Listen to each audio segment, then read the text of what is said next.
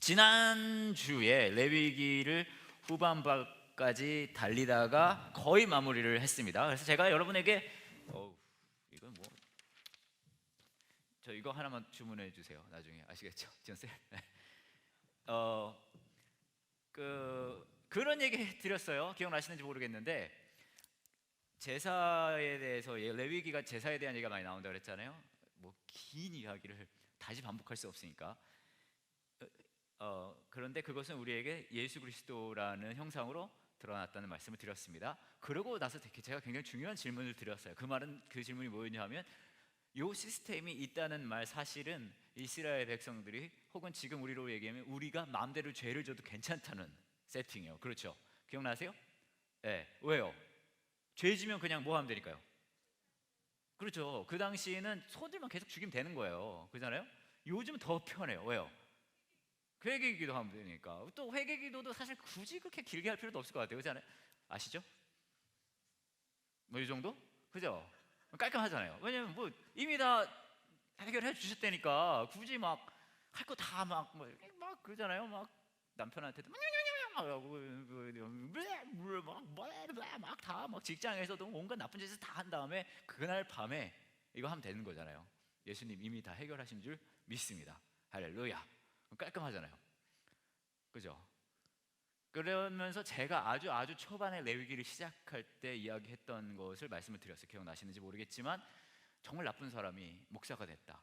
사람들이 이해를 못해요. 그렇죠? 그런 얘기 다 했습니다. 그러고 나서 제가 말씀드린 게 그 이유는 이거 자체를 하나의 시스템으로 보기 때문이라는 말씀을 드렸어요. 그 말은 다시 말하면 좀 더 쉽게 얘기하면 이런 거예요. 동사무소 가서 무슨 서류 떼듯이 생각을 하는 거예요. 무슨 말인지 아시겠죠? 예를 들어 제가 이렇게 저를 받는다고 쳐요. 뭐죠? 잘 어렵게 살면 돈 주실 수 있잖아요. 나라에서 그 뭐라고 하는지 아세요? 어렵게 사는 사람 주는 돈인가요? 여러분들도 그렇게 상식이 풍부하진 않군요. 네, 그런 거 있잖아요. 교초수급 그거요. 네. 그걸 제가 받는다고 쳐요. 그럼 제가 그걸 받으면 어떻게 해야 돼요? 서류를 띄면 되는 거예요. 동사무소에 가서 제 수입이 얼마 없다는 걸 증명하고 우리가 못 산다는 걸 증명하는 서류를 이렇게 뭘 증명을 하면은 거기서 그냥 입금을 해주는 거예요. 그러니까 약간 그런 느낌이 나는 거죠. 그러니까 그냥 예수님이 나 십자가 이거 다 십자가에서 죄를 용서해 주셨으니까 그냥 약간 하나의 시스템식으로 생각을 하는 거예요. 문제는 뭐냐 하면 제가 이 이야기를 자꾸만 드리는 이유는 신앙이라는 것의 혼돈이 여기서 오기 시작하는 거예요. 왜냐하면 뭐라 그래야 될까요?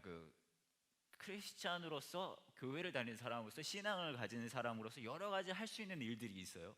그렇죠? 그런데 그것들은요 굉장히 넓이가 넓어요. 아예 안 해도 그닥 뭐라고 안 해요. 그렇죠? 뭐 굉장히 많이 하면은 또 뭐 나한테 부담이 될 수도 있겠지만 여러 가지 뭐 그런 것들이 있는데 핵심은 뭐냐면 이거예요. 그것의 원동력이 무엇인가? 예를 들면 여러분 성경 읽어야 됩니까? 안 읽어야 됩니까? 왜 읽어야 돼요? 하나님 말씀이니까? 성경을 읽어야 되는 이유 알아야 하니까. 왜 알아야 돼요? 왜 하나님에 대해서 알아야 돼요? 음, 음. 아니 굳이 성경 읽지 않아도 되지 않아요? 사실 제가 말씀드려 볼게요. 뭐 메일 큐티라는 걸 할 수 있잖아요, 그죠? 메일 큐티 하는 사람과 안 하는 사람과 차이가 큰가요? 이병숙 집사님을 제외하고 이병숙 집사님을 제외하고 메일 큐티 하는 사람과 안 하는 사람이 그렇게 차이가 커요? 왜 성경을 읽어야 됩니까? 예? 그렇지 않아요? 이거 좀 하나님의 뜻이니까? 하나님이 그걸 원하니까? 예? 그러니까 제가 말씀드리고 싶은 건 뭐냐면요. 이건 하나의 예고 기도해야 돼요. 기도 많이 하세요, 여러분? 이거 굉장히 기도 많이 하세요만큼 무서운 질문이 없어요. 많이의 기준이 뭐죠? 뭐 그런 거 있잖아요. 네? 어디 또 여러분은 잘 모르겠지만 저같이 특수 직업에 종사하는 사람들에게 이거는 아주 쥐약 같은 질문입니다. 이 질문 하나를 그냥 막 가져갈 수 있는. 여하튼 기도 왜 해야 돼요? 기도 그렇잖아요. 기도. 제가 드리고 싶은 말씀은 이거예요. 이런 여러 가지 할 수 있는 것들이 많이 있긴 한데 크리스천 삶의 삶에 저것 중에 하나는 뭐냐면 하나의 시스템화되기가 쉬워요. 예? 아침 큐티를 하나 했더니 약간 뒤가 뻑적지근한 느낌?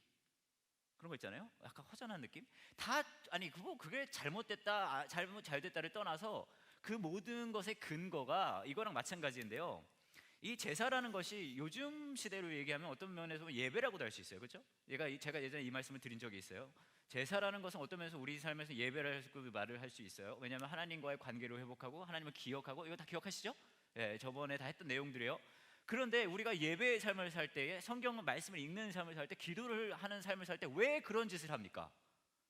왜 그런 짓을 하냐 하면 그 근원이 그냥 이런 식으로 하나의 세팅으로 해가지고 이렇게 해야지 하나님이랑 사이가 좋고 이런 게 아니라 뭐냐면요, 이 핵심의 밑에 깔려 있는 거는 지난주에도 말씀드렸듯이 은혜를 기억하는 거거든요. 여러분, 은혜는 하나의 뭐랄까 시스템이 아니에요. 시스템이 아니에요. 은혜는 뭐냐면 하나의 드라마예요, 드라마. 내 삶을 움직여가는 하나의 원동력이 되는 게 은혜예요. 왜 그러냐면 은혜라는 것 안에는 사랑이라는 컨셉이 강력하게 들어가 있기 때문이에요. 제가 이 말씀을 드리는 이유는 레위기나 제사나 예배나 기도나 그 수만 가지 것들을 통해서 우리 안에는 어떤 본능을 가지고 있냐면 이거를 통해서 하나님에게서 내가 원하는 것을 얻어내고 싶은 생각이 있단 말이에요. 이거 굉장히 이거 똑같은 행동이지만 종이 한 장 차이거든요. 근데 그것이 아니라 우리한테 그런 경향이 있는데 이 모든 말씀의 근거에는 계속해서 레위기 말씀을 보시고 출애굽기 말씀을 보시고 계속해서 모세오경 말씀을 계속해서 무슨 얘기를 하고 있냐면 나는 너의 여호와 하나님이다라는 얘기를 해요. 그렇죠? 너의 여호와 하나님이라는 얘기 무슨 얘기예요? 관계예요, 관계. 그리고 그 하나님 뭘 했다 그래? 늘 얘기해요. 자기소개를 할 때. 하나님 자기소개 되게 많이 하거든요. 뭐라고 하는지 아세요? 너희를 이집트에서 구원한 하나님이다라고 얘기를 한단 말이에요. 그 말은 다시 말하면 무슨 말이냐면요, 왜 하나님, 제가 몇 번 말씀드렸죠, 째째하게 자꾸만 옛날을 끄집어내가지고 그거 좀 구해준 거 가지고 되게 뭐라 그러잖아요. 그렇죠? 그거 되게 생색내는 하나님. 근데 그 생색을 내는 이유는 뭐냐면 이 모든 과정이 이것을 통해서 네가 나를 써먹을 수 있어가 아니라 무슨 얘기하면 내가 이만큼 너를 사랑하는 하나님이라는 걸 얘기해 주는 거예요. 그거의 근거에서 이루어지는 과정이라는 거죠. 여하튼 이 이야기를 제가 이제 지난주에 이어서 레위기 말씀을 통해서 계속 하고 있습니다. 그래서 이게 왜 중요하냐면 제가 레위기 시작하면서 그 말씀을 드렸어요. 레위기가 왜 쓰여졌습니까? 출애굽기는 하나님과 이스라엘 백성이 만나는 과정이라고 그랬어요. 그렇죠? 같이 있으려면은 제가 몇 번 말씀드렸죠? 거룩하지 않은 이스라엘 백성하고 거룩한 하나님 만나면 아작나요. 그렇죠?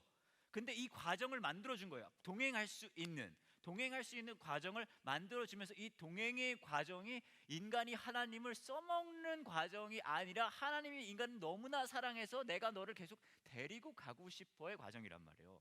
똑같은 거지만 이 관점에 따라서 100% 여러분 생각해 보세요. 자녀가 부모랑 같이 사는데 내가 아주 옛날에 이런 얘기를 한 적이 있어요. 기억하실 분도 계시고 안 하실 분도 계신데 어떤 중학교 2학년짜리 여자애가 그런 얘기를 했어요. 여기 되게 말을 안 듣는 애 봐요. 걔네 과외 선생님이 저한테 저희 교회 청년이었는데 과외가 아니라 그 플룻 가르쳐주는 그 얘기를 하는 거예요. 우리 이 지연이라는 아이였는데 지연이가 너무 엄마랑 싸운다는 거예요. 그래서 보니까 막 별로 그렇게 나쁜 애도 아니에요. 보면은 막 늦게 들어가고 집에 친구들이랑 놀다가 그리고 뭐죠 공부 잘 안 하려고 그러고 용돈 주면 다 막 쓴대요. 근데 여러분 제가 좀 이해가 안 가는 게 여러분들만이 아이들이 친구랑 놀면 집에 일찍 들어가고 싶을까요? 늦게 들어가고 싶을까요? 그죠? 그러면 아이들이 돈 용돈 받으면 이거 다 쓰고 싶을까요? 아니요 어머님 저는 한 50%만 받고 그걸 쓰고 나머지는 어머님이 살림에 보태 쓰세요 이럴까요? 그래서 다 쓰잖아요 그죠? 그리고 또 뭐 공부를 하고 싶어요? 안 하고 싶어요? 그러니까 얘는 정상이에요 그죠? 근데 보니까 내가 늘 깨닫는 건데 부모들은 정상인 아이들을 싫어해요. 우리 아이가 좀 비정상이면 좋겠다 그런 거예요. 우리 아이가 막 2대8 가르마하고 그러잖아요. 용돈을 반납하고 막 그런 거 특히 막 시어머니한테 막 세뱃돈 받은 거 그대로 갖고 와가지고 뭐 여하튼 그래가지고 제가 얘한테 피자 사주면서 그런 얘기를 했거든요. 야, 너 그렇게 살지 말라고. 그러니까 자기는 막 나름대로 노력하는데 부모가 이해를 못한다는 거야 자기를. 그래서 제가 이런 얘기를 했어요. 야, 엄마는 잘 들어라. 엄마는 이용해 먹으라고 있는 거라고. 너 결혼하고 대학 갈 때 네 돈으로 갈래? 엄마 돈으로 갈래?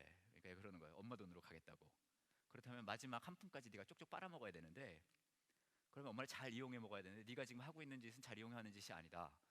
그러는 거예요. 막 뭐라 그러더라? 자기 노력을 한다는 거예요. 일찍 들어가려고 그러고 막 그런 거 하지 말라고. 그냥 계속 늦게 들어가고 돈은 다 써버리고 그 다음에 공부는 그냥 대충 하라 그랬어요. 그러면 어떡하냐? 그래서 제가 하나 얘기를 해줬어요. 엄마한테 어, 주문을 외우면 된다. 그게 뭐냐? 그래서 엄마 미안해, 엄마 고마워, 엄마 사랑해. 그리고 엄마 내가 좀 더 잘할게. 요 세 마디만은 하면 된다. 그러니까 엄마 자기는 미안한 게 하나도 없대요. 이건 주문이니까 그냥 외우라고. 하여튼 그렇게 얘기하고 뭐 그래 쭉 얘기했어요. 그러고 나서 3일 있다 문자 왔어요. 얘네 엄마한테 우리 아이가 달라진 것 같다고. 진짜로요. 문자를 제가 받고 뭐 그랬어요. 하나만 더 얘기 드리면은 뭐 아빠한테도 어떡하냐 그랬더니 아빠 퇴근하면은 방에 들어가서 안 나온다는 거예요. 미쳤구나 네가. 아빠는 황금 어장이다. 아빠는 잘만 하면 캐시가 숭숭숭 뿜어져 나오는데 뭐 하는 거냐고 막 뭐 그런 얘기 하고 했었는데 자 핵심은 이거예요. 제가 이 아이에게 엄마를 이용해 먹으러 얘기를 했어요. 한번 생각해보세요. 이건 뭐 약간 농담 비슷하게 이렇게 얘기를 했지만 자식이 있습니다. 부모가 있어요. 그렇죠? 여러분들 자녀들 있잖아요. 자녀들이 부모를 생각할 때 내가 어떻게 하면 이 부모를 이용해 먹을까? 어떻게 하면은 이 사람이 가지고 있는 걸 쪽쪽 빨아먹을까? 어떻게 하면 내가 얻을 수 있는 걸 최대한 얻을 수 있을까? 자, 이 자녀를 봤을 때 이게 참 모범적이고 훌륭한 자녀라고 생각합니까? 아니면 나쁜 자녀라고 생각합니까? 나쁘죠? 판단이 잘 안 쓰세요? 이거는 굉장히 어려운 질문이 아닌데 네, 나쁜 자녀예요, 그렇죠?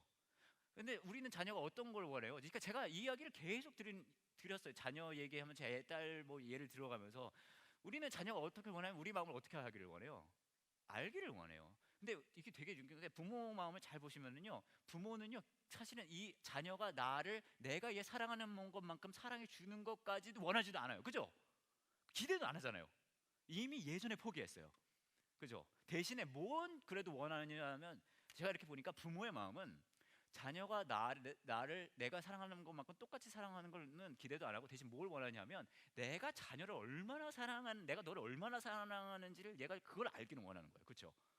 그러잖아요. 똑같아요. 근데 여러분 제가 이거 몇 번 말씀드렸죠? 우리 조화가 반찬 투정하면 너 편식하면 굶어 이거 다 얘기했잖아요. 법이라는 게 지금 출애굽기 후반부부터 계속 나오면서 법 나오고 제사하고 다 나와요. 이것을 읽는 자세는 뭐냐면요, 여러분 계속해서 제 말씀을 드리는 이유가 은혜를 바탕으로 한 신앙생활과 행위를 바탕으로 한 신앙생활은 천지 차이란 말이에요.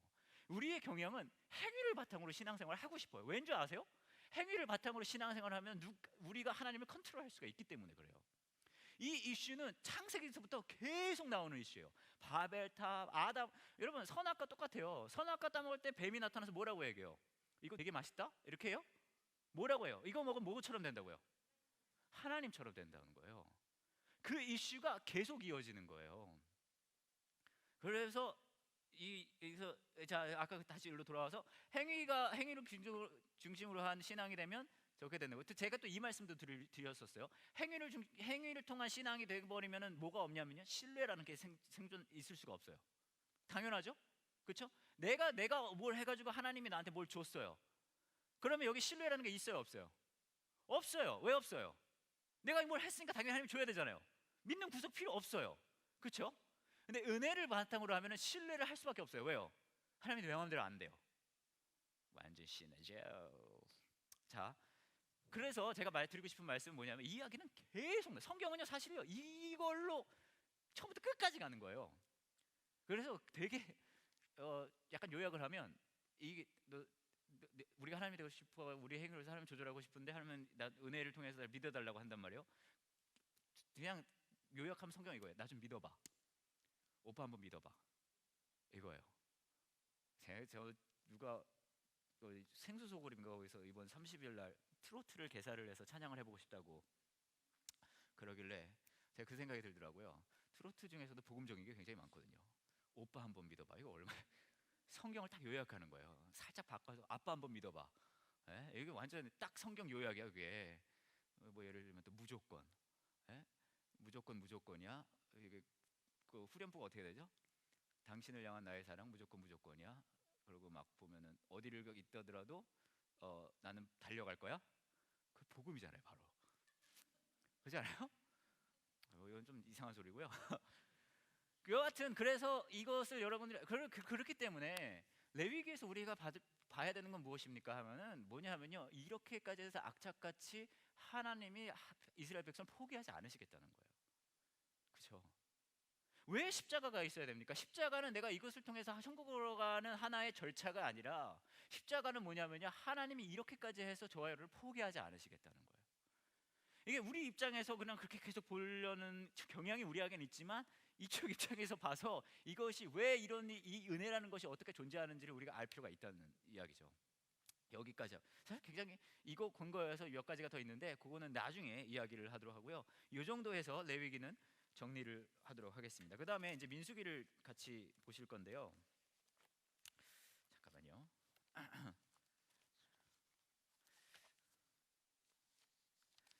우리 박용건 형제님께서 너무 찬양을 오래 해주셔서 조금만 하면은 딱 끝날 것 같아요. 이거 나눠 가져 주시겠어요? 좀 남겨놔야지 나중에. 네, 감사합니다. 이거는 제가 킵했다가 혹시 나중에 찾을 분들.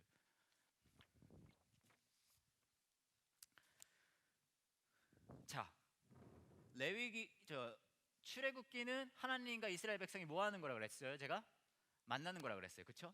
네, 만나는 거라 그랬어요. 그 다음에 레위기는 제가 계속 말씀드렸지만 거룩한 하나님과 거룩하지 않은 하나님의 백성이 만났기 때문에 문제가 생겨요. 그렇죠? 그래서 거룩하지 않은 백성이 거룩한 하나님과 같이 할 수 있는 세팅을 해놓은 거예요. 그게 레위기입니다. 자, 그렇게 해서 이제 함께 하는 게 시작이 된 거예요. 이스라엘 백성하고 하나님이 이제 같이 동행을 하기 시작합니다. 그게 이제 민수기예요. 근데 여러분 생각해 보세요. 이스라엘 백성하고 하나님이 같이 이제 여행을 가기 시작하는데 아무 일 없이 모든 게 평화롭게 될까요? 문제가 생길까요? 그게 민수기예요. 온갖, 그래서 어떻게 이렇게까지 정말 말 되게 안 듣네 이러는 거. 그래서 거룩한 하나님과 거룩하지 않은 백성이 함께하면서 거룩하지 않은 백성들이 여러 가지 하나님 속을 박박 긁으면서 문제를 일으키는 내용이 민수기입니다. 그러니까 여러분 그냥 모세 오경이라고 생각을 하시면 그냥 똑같은 게 계속 나오는 것 같지만 그런 흐름이 있다는 것을 아시고 성경을 보시면 훨씬 유익할 수 있어요. 그렇죠? 창세기는 사람과 인간이 하나님이 먼저 계셨고 사람을 만들었는데 그 관계가 어떻게 이렇게 설정됐고 그 하나님이 인간을 어떻게 이렇게 만나는지 그걸 좀 출애굽기에서 얘기하고 거룩하지 않은 하나님 거기에 어떻게 해결하는지가 레위기에 나온 다음에 그 거룩하지 않은 백성이 거룩한 하나님과 다니면서 뭔가 말썽을 일으키는 내용이 민수기에 나오는 걸 보면 그거를 기억하시면 이제 그 흐름을 아실 수가 있는 거예요. 자, 그래서 민수기를 같이 보실 건데요. 민수기는요, 한 가지 사건이 두 번 일어나요. 그게 뭐냐면 인구조사예요. 인구조사. 시작하자마자 굉장히 지루해져요. 이 민수기의 시작은요 매우 지루합니다. 시작부터 뭐 회막에서 모세에게 말씀하셨습니다. 쭉 나오고요. 백성의 수를 세워라 하면서 가장 지루한 부분이 너희를 도와줄 지도자의 이름이 이러하니라. 루벤 지파에서 수데울의 아들 엘리수리오, 시므온 지파에서 수리사떼의 아들 술루미엘이오, 유다 지파에서 암미나답의 아들 나손이오, 이사갈 지파에서 수알의 아들 느다넬이오. 이런 거 나오면은 스킵해야죠. 가볍게 넘어가 줘야 되는 거야. 샥샥 넘어가가지고. 근데 이게 굉장히 지루한 내용이 나오는 거예요. 뭐 하는 거예요? 이게 인구조사 하는 거예요. 자, 인구조사를 왜 합니까? 왜냐하면 성경이 너무 재미있으면 안 되기 때문이에요. 요맘때쯤에 좌절을 한번 해줘야 그래도 목사들이 나와서 여기 멋있게 얘기를 할 수 있고 그런 거잖아요. 그런 건 아니고 인구조사를 하는 데는 딱 한 가지 이유가 있어요. 뭐냐면 전쟁을 하겠다는 거예요. 아시겠죠? 인구조사를 해야 뭘 알 수 있는지 아세요?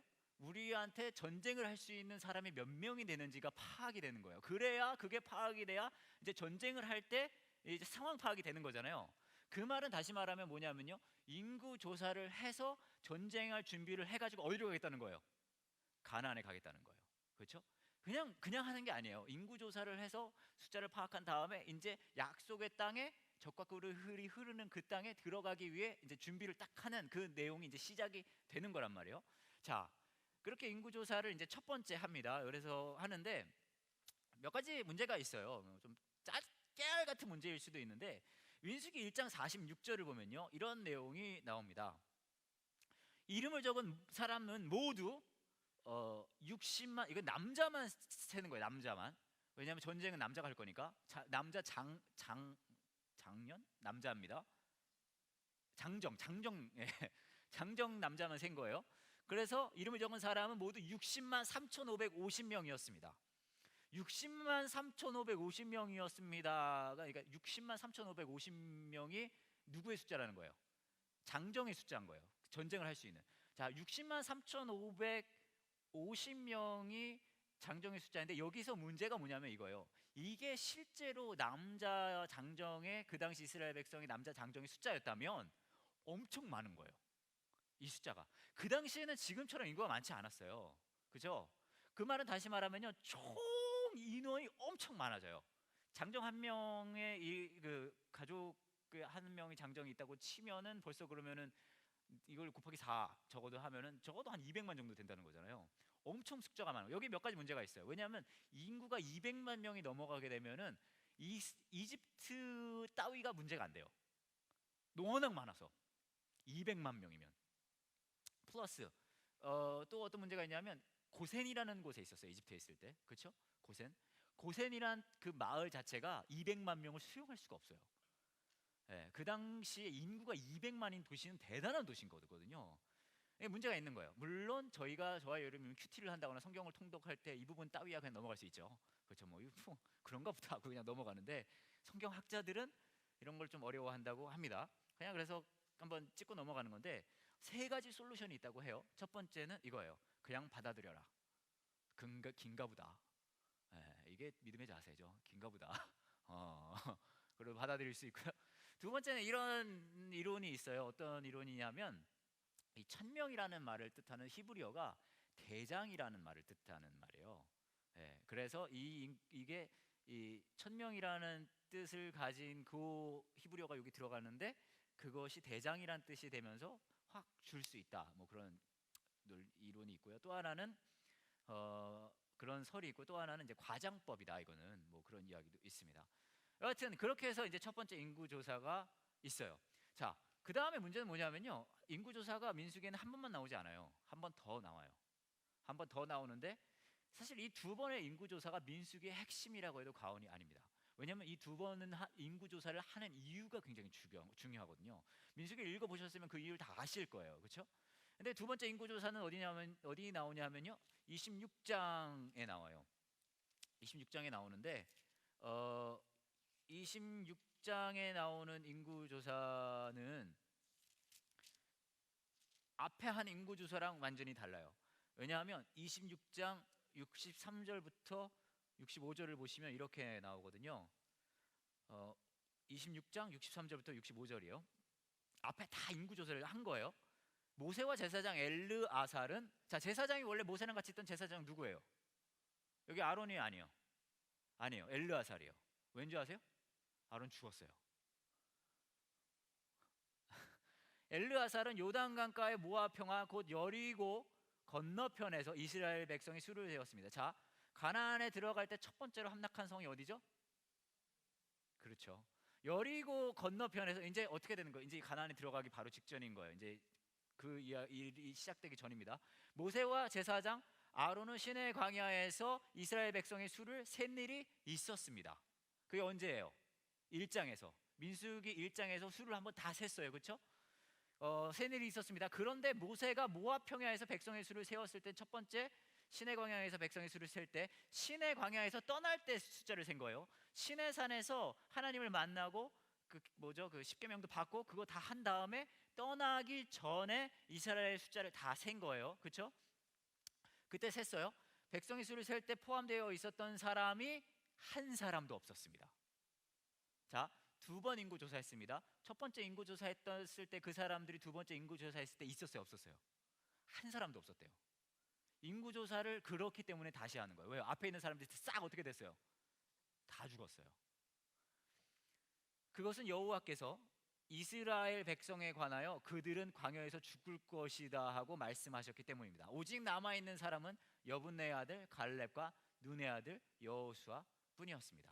자, 제가 아까 그 말씀을 드렸어요. 어떤 얘기를 했냐면 민수기가 쓰여진 이유는 거룩하지 않은 이스라엘 백성과 거룩한 하나님이 같이 가다 보면 말썽이 날 수밖에 없다 그랬죠. 그 말썽이 나요. 그 말썽이 나는데 그래서 어떤 결과가 있게 되냐면요, 첫 번째 인구 조사했을 때 있었던 사람들은 다 싸그리 다 죽어요. 그리고 두 번째 인구 조사를 하게 되는 것. 두 번째 세대가 여러분 잘 아실 거예요. 두 번째 세대가 가나안 땅에 이제 들어가게 되는 거예요. 그렇기 때문에 이 두 번의 인구 조사가 굉장히 이 민수기에서는 핵심이라고 할 수 있어요. 그렇다면 첫 번째 인구 조사와 두 번째 인구 조사 사이에 있는 어떤 일들이 일어날까요? 온갖 말 안 듣는 일들이 일어나죠. 그게 민수기예요, 결국은. 네, 무슨 말인지 아시겠죠? 첫 번째 인구 조사가 있었고요, 말 더럽게 안 듣다가 싹 다 죽고 두 번째 인구 조사가 있게 되는 게 민수기의 이야기입니다. 그래서 이제 새로운 세대가 그 땅에 들어가게 됩니다. 그냥 그 이제 사이에 있는 일들을 몇 가지 말씀을 드리면, 2장에서는 성막을 중심으로 한 위치 선정이 일어나요. 이제 보면은요, 여러분, 축구에서만 위치 선정이 중요한 게 아니에요. 이 이스라엘 백성에게도 위치 선정이 굉장히 중요합니다. 제가 그 말씀 드렸을 거예요. 시내산에서 굉장히 오래 있었어요. 그렇죠? 기억나세요? 시내산에서 그 19장인가 그때쯤 들어가서요, 언제까지 있는 줄 아세요? 민수기 10장까지 있어요. 굉장히 오래 있는 거예요. 그렇죠? 민수기 10장까지 있는데, 민수기 10장 보시면은 전에도 한번 제가 읽어드렸지만, 민수기 10장 11절에 보시면은 이렇게 나와요. 거룩한 장막인 성막에서 구름이 거쳐 올라갔습니다. 그때는 이집트에서 떠나온 지 둘째 해 둘째 달 20일이었습니다. 둘째 달 20일이었습니다라는 얘기는 어떤 얘기냐면요, 처음에 6월절 일이 있고 나서 이만큼이나 1년 훨씬 넘게 시간이 지났다는 거예요. 이스라엘 백성은 시내 광야를 떠나서 구름이 바람 광야에 멈출 때까지 옮겨 다녔습니다. 이때까지 시내 광야에 있었다는 거죠. 이때 이제 옮기기 시작하는 거예요. 자, 여러분 생각해 보세요. 이스라엘 백성들이 지금 엄청 많은 사람들이 옮겨가잖아요. 그럼 뭐가 중요할까요? 질서가 중요해요. 그렇죠? 질서가 중요해요. 여러분, 그 뭐죠? 사람이 많은 사람들이 이동을 하려면요, 질서가 중요할 수밖에 없어요. 옛날에 우리 만년동 시절 기억하시는지 모르겠지만, 예배가 끝나고 나면은 뭐 난리잖아요. 그렇죠? 엘리베이터 타고 가는 분들, 뭐 층계 내려가는 분들 막 그랬잖아요. 지금도 저 예배 끝나고 사실 바로 가본 적이 없어서 잘 몰랐는데, 얼마 전에 한번 했는데 무슨 순례자 행렬 같더라고요. 계단으로 막 주르르르 이렇게 막 올라가시는데, 근데 수많은 인원이 옮겨갈 때는 질서가 필요하잖아요. 그렇기 때문에 질서에 대해서 써놓은 거예요. 그게 어디요? 2장부터 3, 4장 이런 얘기가 쭉 나오는 거예요. 보시면 2장에서는 성막을 중심으로 한 위치 선정이에요. 어디에 누가 캠프를 하고 어디에 야영을 하고 이제 성막을 중심으로 위치 선정을 해주는 거예요. 그래야 싸우지 않을 테니까요. 그렇죠? 이 뭐예요? 그 바캉스 휴가를 가도 자리 때문에 싸우잖아요. 그러니까 성막을 중심으로 해서 자리 딱 잡아주는 거고요. 3, 4장에 보시면은 이동할 때 모두 가져가야 돼요. 성막도 가져가야 돼요. 그렇죠? 회막을 가져가기 때문에 이것을 이동과 관리하는 것에 대해서 이제 얘기를 해주는 거고요.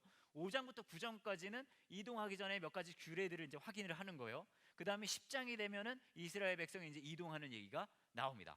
그러니까 여러분, 이게 굉장히 지루하고 재미가 없는 내용들이에요. 그럼에도 불구하고 들어가 있는 이유는 뭐냐면, 이 전체적인 그림이 실질적으로 이루어지는 내용들이 이 안에 들어있기 때문에 그런 거예요. 그래서 그렇게 아시면 되겠고요. 진짜 재미있는 장면이 이제부터 나오기 시작해요. 여기까지는 뭐 그냥 여러 가지 얘기들이 쭉 나오는데, 11장부터 이스라엘 백성들이 본격적으로 불평을 하기 시작합니다. 이런 게 이제 재밌죠. 이런 좀 부정적인 얘기들이 막 나와야 이게 좀 재밌잖아요. 11장과 20장을 보면은 하나님의 공급함에 대한 불평이에요. 이거 11장 보시면은 그 뭐죠? 먹을 게 없다고 막 뭐라고 해요? 뭐가 없다 그러죠? 고기가 없다고. 예, 막 고기가 없다고 찡얼대는 거예요. 고기가 없다고 그러죠. 20장에 보시면 거기는 물일 거예요, 물. 그렇죠? 20장에 보시면 물이 없다고 이제 막 그러고요. 그러니까 한 세 가지 정도로 그 요약을 할 수가 있어요. 불평 불만의 핵심. 공급함에 대한 불평 불만이, 하나님이 나한테, 여러분, 고기 없으면 살아요, 죽어요? 고기는 필요입니까, 원함입니까? 그러니까 불평의 핵심이 뭐예요? 원하는 걸 안 해준다는 거예요. 필요한 걸 안 해준다는 게 아니에요. 원하는 걸 안 해준다는 거예요. 그렇죠? 이것도 굉장히 중요해요. 자, 12장 16장에 보면요, 리더십에 대한 불평이에요. 리더십이, 그래서 모세에 대한 불평을 하고요. 막 그런 일들이 12장과 16장에 이제 이루어집니다.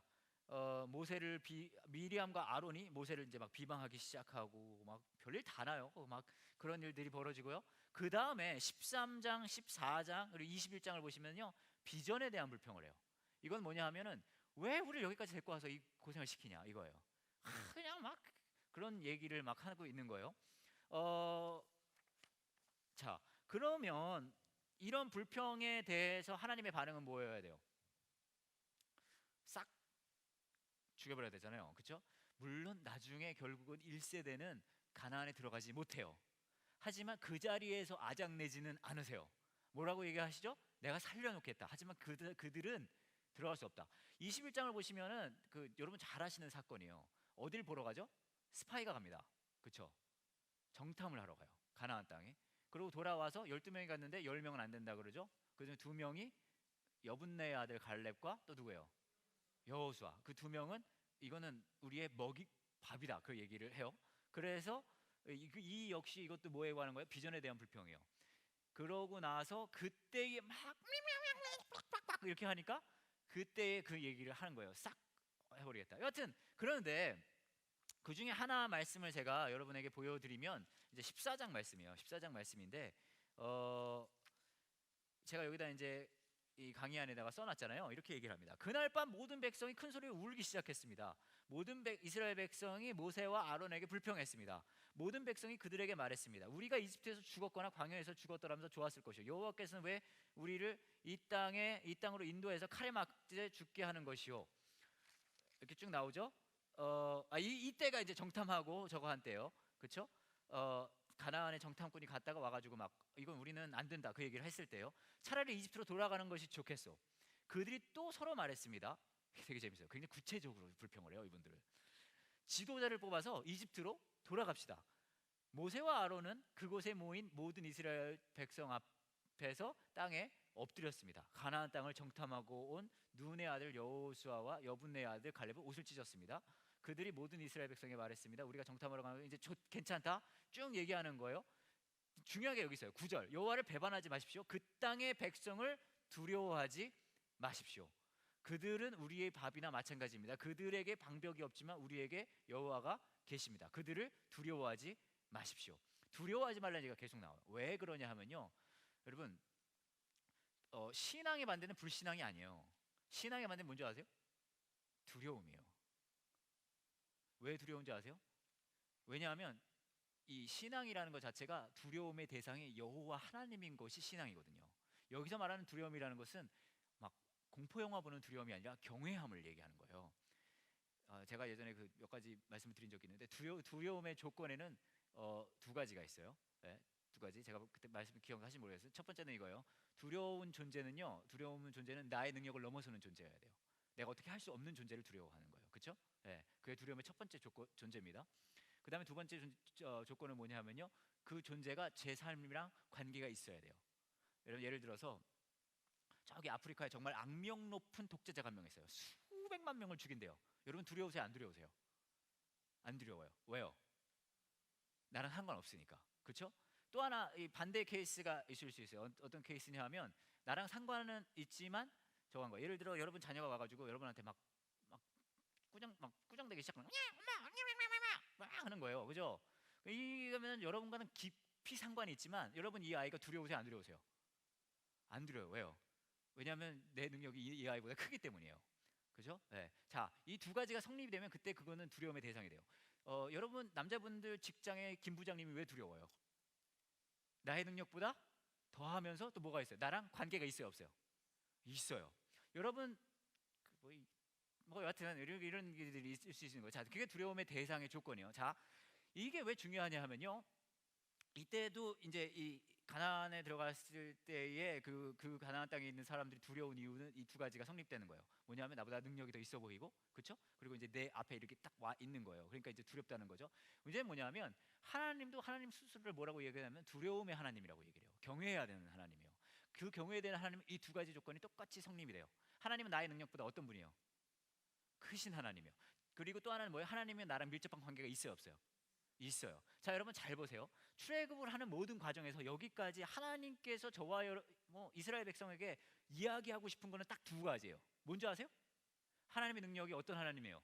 크신 하나님이에요. 또 하나는 뭐야? 하나님이 이 백성이랑 상관없는 하나님이 상관 있는 하나님이에요. 상관 있는 하나님이에요. 이 행위 자체가 하나님에게 화가 나는 이유는 뭔지 아세요? 하나님의 능력과 하나님이 관여하는 그것보다 그곳에 있는 적들이 그게 훨씬 더 크다는 거예요. 신앙은 뭐냐면 나의 두려움의 대상이 하나님이 되는 거거든요. 여러분 잘 보세요.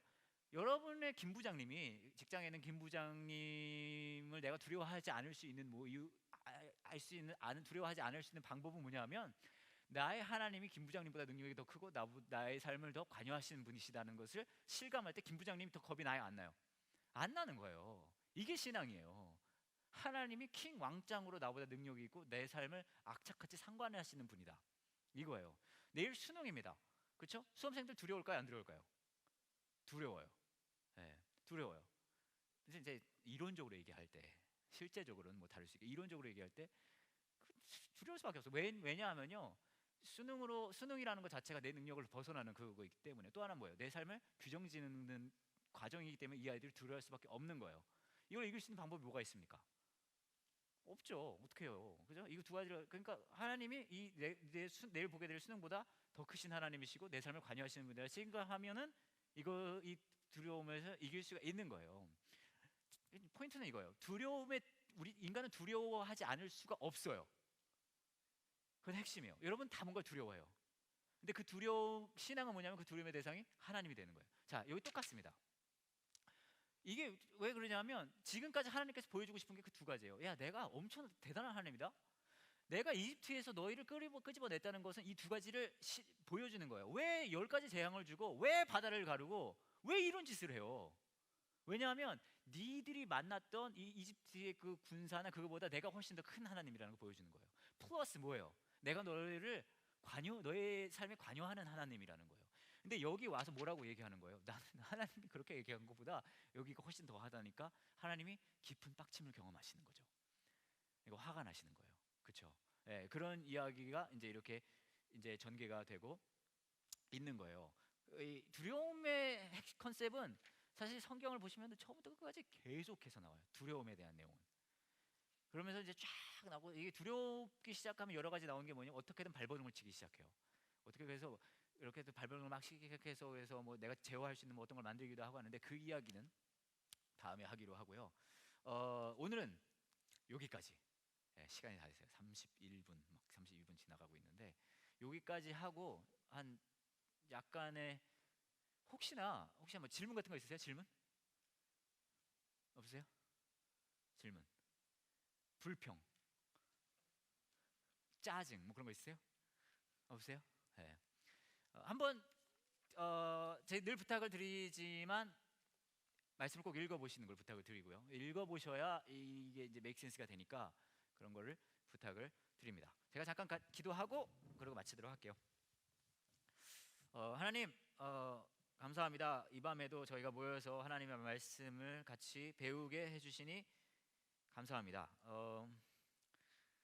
우리 삶에서도 이스라엘 백성이 그랬던 것처럼 하나님을 경외하는 삶을 사는 것보다 다른 여러 가지 우리가 두려워하는 것들을 만나게 됩니다. 우리가 약하고 또 쉽게 넘어지는 존재들이기 때문에 그 두려움의 대상을 두려워하고 또 그것에 절망하고 또 힘들어합니다. 하지만 하나님께서는 지난 우리의 삶 속에서도 또 이스라엘 백성의 그 구원의 과정 속에서도 하나님께서 얼마나 능력의 하나님이신지 또 우리의 삶에 관여하시는, 우리를 사랑하시는 분이신지를 보여주셨습니다. 우리가 우리 삶 속에서 그 다른 어떤 것보다 하나님을 경외하는 우리가 될 수 있게 하나님 도와주세요. 우리의 담대함은 내가 대단해지는 것에서 오는 것이 아니라 이 세상의 그 어떤 존재보다 여호와 하나님이 크신 분이시고 나를 사랑하시는 분이신 것을 실감할 때 우리가 담대해질 수 있음을 고백합니다. 그 하나님을 의지해서 매일매일 그 하나님을 누리고 사는 우리가 되기를 간절히 원합니다. 이 밤에 돌아가는 길도 하나님 지켜주셔서 무엇보다 하나님과 함께하는 동행, 그 기쁨이 풍성한 이 밤 될 수 있게 하나님 함께해 주세요. 예수님 이름으로 기도합니다. 아멘. 감사합니다. 편안히 돌아가세요.